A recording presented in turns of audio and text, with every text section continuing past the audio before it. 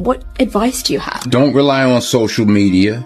Put it down, turn it off, shut up, be quiet, learn, read, relax, get better. First part of your life, you learn. Second part of your life, you earn. Third part of your life, you return. Can you be my therapist? I already am. You want to know what the saddest thing is? We live in a world of hypocrites where people wish for your failure, but smile in front of you as if they love you.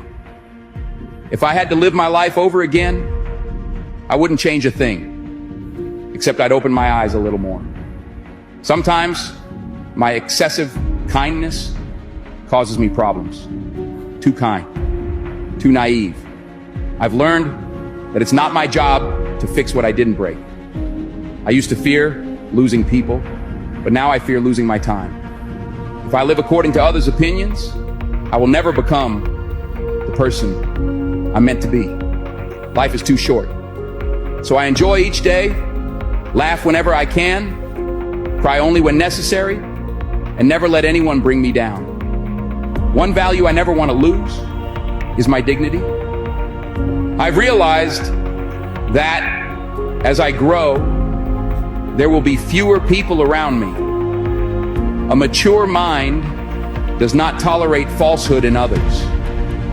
It doesn't matter who I lose, as long as I don't lose myself. I'm fine with it. You want to know what the saddest? In a relationship, there are 3 stages. In stage 1, all the beautiful words and actions appear. There are no problems, and everything is going well. This is the time when both partners feel energetic and excited about the future. Stage 2 is where the difficulty begins. You start to notice each other's imperfections and argue about even the smallest, most trivial things. At this point, some couples may feel disheartened and consider giving up. However, this stage can be overcome if both partners are willing to work through the issues together. It's in this stage that the foundation of understanding and compromise begins to form. Then there's stage 3, the most beautiful stage. This is where real love emerges. You've learned to solve problems without shouting or arguing. You understand how to treat each other with respect and compassion. You recognize each other's strengths and vulnerabilities, and your bond deepens as you grow together. This is where you truly get to know and appreciate the depths of your love. Boy says, the best advice I've ever heard for overthinkers is this. It's a quote that has helped me immeasurably, and it's from a book called The Horse, the Boy, the Fox, and the Mole. And one of my favorite quotes out of the whole book is, a boy and a horse are in the woods. And a boy says to the horse, I can't see a way through. And the horse says, can you see your next step? And the boy says, yeah. And the horse says, then just take that. All of the time we look at the goal, we look at the future, we look at the end game, we look at how long a journey it is, and we feel overwhelmed. Instead of that, just go right. I'm not going to worry about that because that will come. With each step, you will get closer to that. So I don't need to worry about how far away it is. All I need to focus on right now is my next step. Good. You did good today. Really good. You might not see it. You might think it was just another day, but it wasn't. Every step you took today was a step forward, no matter how small. You faced challenges, you overcame obstacles, and you kept moving. Remember, every effort counts. Every bit of progress matters. You're building a better tomorrow with every action you take today. The struggles you faced, they're just stepping stones leading you to greater heights. You're stronger than you realize, more capable than you give yourself credit for. Be proud of yourself. You're doing the work, making things happen. Your journey is unique, and every twist and turn is shaping you into the incredible person you are meant to be. Sleep well, knowing that you are on the right path. Make today as beautiful as you can. Let no one take away your happiness. Smile and laugh at the negativity. You're good. You did good today. Really good. Did. If you don't fail, you're not even trying. I'll say it again. If you don't fail, you're not even trying. My wife told me this great expression: to get something you never had, you have to do something you never did. Les Brown's a motivational speaker. He made an analogy about this. He says, imagine you're on your deathbed, and standing around your deathbed are the ghosts representing your unfulfilled potential. The ghost of the ideas you never acted on, the ghost of the talents you didn't use. And they're standing around your bed, angry, disappointed, and upset. They say, we came to you because you could have brought us to life, they say. And now we have to go to the grave together. So I ask you today, how many ghosts are going to be around your bed when your time comes? If you Spend a half an hour every morning in quiet time first. Don't go. Yeah. Don't go. We're all guilty of it. Yeah. It's very hard to do. You do it. Start with 5 minutes. Don't turn on any lights. Put your feet on the floor. Take some deep breaths and say thank you. And then just be quiet. You'll find it very hard to do. When you get quiet, you start to hear things. Whether you pray, whether you meditate, no music, no nothing, just sound. Just try to be quiet first, because what you're reacting to then is peace.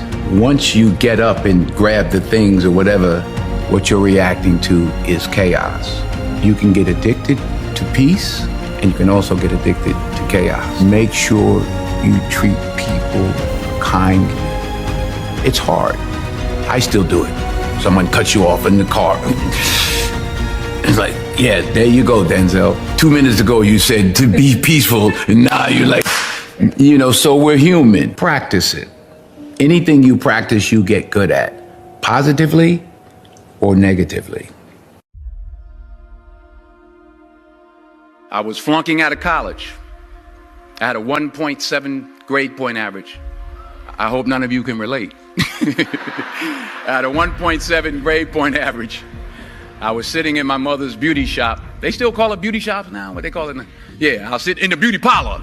I was sitting in my mother's beauty parlor, and I'm looking in the mirror, and I see behind me this woman under the dryer. And every time she looked up, every time I looked up, she was looking at me, just looking me in the eye. And I didn't know who she was, and I said, she said, somebody give me a pen, give me a pencil, I have a prophecy. March 27, 1975, she said, boy, you are gonna travel the world and speak to millions of people. Now mind you, I was flunked out of college. I'm thinking about joining the army. I didn't know what I was gonna do, and she's telling me I'm gonna travel the world and speak to millions of people. Well, I have traveled the world, and I have spoke to millions of people. But that's not the most important thing, the success that I had. The most important thing is that what she taught me and what she told me that day has stayed with me since. I've been protected. I've been directed. I've been corrected. Fail big. That's right. Fail big. You only live once. So do what you feel passionate about. Take chances professionally. Don't be afraid to fail. There's an old IQ test, was 9 dots, and you had to draw 5 lines with a pencil within these 9 dots without lifting the pencil. The only way to do it was to go outside the box. So don't be afraid to go outside the box. Don't be afraid to think outside the box. Don't be afraid to fail big, to dream big. But remember, dreams without goals are just dreams, and they ultimately fuel disappointment. So have dreams, but have goals. Life goals, yearly goals, monthly goals, daily goals. I try to give myself a goal every day. And understand that to achieve these goals, you must apply discipline and consistency. You have to work at it. Every day you have to plan.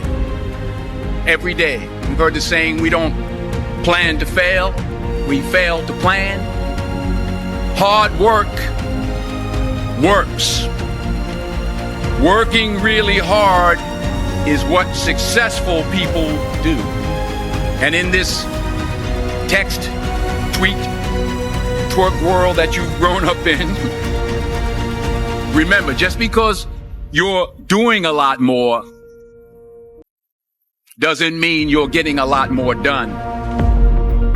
Remember that. Just because you're doing a lot more doesn't mean you're getting a lot more done. Don't confuse movement with progress. My mother told me, she said, yeah, because you can run in place all the time and never get anywhere. So continue to strive, continue to have goals, continue to progress. And anything you want good, you can have. So claim it. Work hard to get it. When you get it, reach back. Pull someone else up. Each one, teach one. Don't just aspire to make a living. Aspire to make a difference.